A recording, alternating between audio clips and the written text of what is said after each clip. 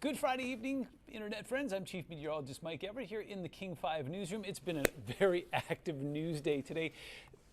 In contrast, it has not been a particularly active weather period, but that is about to change. In fact, as we go towards next week, looks like there's going to be a series of systems that'll punch through from the northwest that are finally going to take this ridge of high pressure and break it down and take, well, what has been frankly kind of a dry and strange pattern and kind of start to normalize it a little bit. Now, I don't see anything dramatic on the horizon here, but again, it looks like just kind of a series of disturbances will start to push through and finally break this ridge down and hopefully bring some low-level rain, but more importantly, some mountain snow into the equation as we move towards the Thanksgiving holiday. Hey, I've got some great news for you there as well. Looks like travel for Thanksgiving itself should be just fine. So let's dig in and I'll show you all the details here as we take a look at Seattle on this Friday evening. It's right about 8:30 p.m. that I'm recording this. Temperatures in the low 40s right now. Northeasterly breeze. In fact, we still have that offshore flow.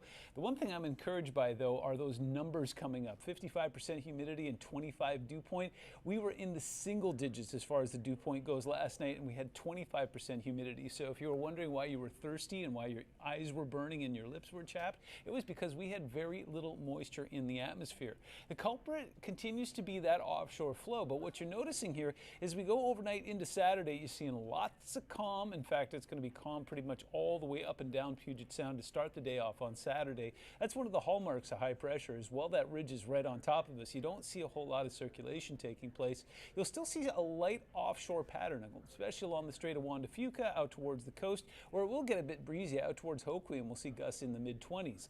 As we progress into Saturday evening, it looks like calm continues to be the format that we'll be following. It's not going to be until early on Monday that we start to see a little bit of circulation taking place. In fact, you start to see some of that southerly flow taking place on Sunday. So here are your headlines. It's going to be clear and cool through Saturday. If you want to get out and enjoy yourself, it looks like it's going to be a chilly start. Most of us below freezing, but then we'll warm up into the afternoon. If you want to call some upper 40s and lower 50s warm, it's typical for this time of year, but there's going to be abundant sunshine out there. Now you'll see the clouds start to increase on Sunday. Looks like on Monday we've got a weak warm front moving through. I'll show you that in a moment. And then actual rain on Tuesday. Doesn't look like it's going to bring a whole lot of mountain snow our way, but that's actually kind of good news because a lot of folks will be traveling through the passes for Thanksgiving, and so far it looks like we are looking good for that. I'll give you some details in a moment. So this is the big picture. This is the GOES 17 satellite as of Friday evening, and look at that. All the way up and down the west coast, including up into British Columbia and all the way down to California. That ridge of high pressure just keeping any moisture in the Pacific at bay. But see that little swirl on the left side of your screen? That is a low pressure system, and that will be one of the things that will be breaking down this weather pattern. So one of our big stories on King 5 News tonight was the opening of some ski areas. So if there is a silver lining to all this, it's been very, very cold up in the mountains. And what that does is allow them to make snow, but more importantly, keep that snow that they make. They're not in a melt freeze cycle. They're actually able to put that snow down and keep it in place. So places like Crystal Mountain are open. If you're planning on heading up this weekend, there are a few contingencies there. I think there is open to pass holders this weekend and then open to the general public starting on Monday. I may be wrong about that. Make sure you check with them before you go so you don't waste a drive. Mount Baker is open, and they got some pretty decent snow during that last storm cycle, but it's been a little dry there. The reports I'm getting from there is that it's rideable, but it's not anything that we would call epic. And then Mission Ridge opens tomorrow. They got a little dusting of snow a couple days ago when that backdoor cold front passed through. Let's take a look at what's happening in the big picture. There's that big blue H, and we are so over that. So it's going to scoot off down towards the south. This is Saturday right around 3:30. You start to see some of those clouds pushing in along the coast. Again, becoming more pronounced as we go towards Sunday. This is Sunday morning. We'll see a couple of patches of sunlight in there, and then this weakening warm front heading our way. So by the time we get to about early Monday morning, you see how light and bright that green is. That indicates to me that we're talking about more of a drizzle fest than anything else, but at least it's some moisture moving through. This is what we call a dissipating front. So here we go on Tuesday. We've got an actual contender moving through. That was that big swirl that we saw earlier on the GOES satellite, and you're seeing some darker greens there. So what that indicates is some actual rain moving through. Snow levels may be a little elevated for this one, so I'm not looking for it to be a big snowmaker for us, but again, it opens the door to future storms storms coming in.